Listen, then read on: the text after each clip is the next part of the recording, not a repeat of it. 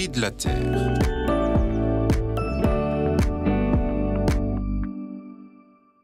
Comme chaque année depuis bientôt 50 ans, la France est passée à l'heure d'été dans la nuit de samedi à dimanche.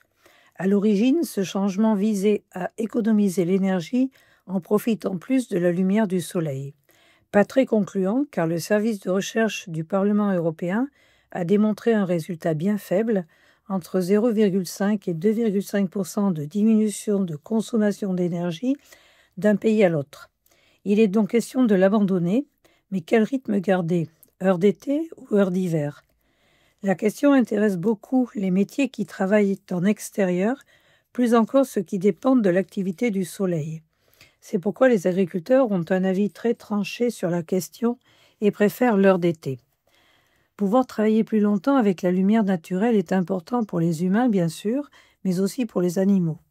Les vaches sont très sensibles au changement d'heure, car habituées aux horaires fixes pour la traite, et une heure de plus ou de moins peut les perturber, car elles attendent avec impatience que leur lait soit trait.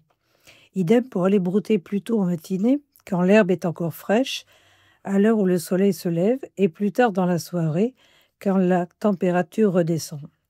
Très observateurs, les éleveurs apprécient pour le bien-être de leurs animaux. Il allait de même pour les travaux. Cultivateurs de légumes, fruits, semences peuvent intervenir plus tôt à la fraîche selon la formule consacrée, qu'il s'agisse de la cueillette, de la taille ou des épandages.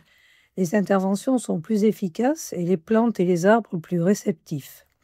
C'est l'observation des professionnels et les références et conseils des scientifiques qui ont forgé ces convictions et connaissances.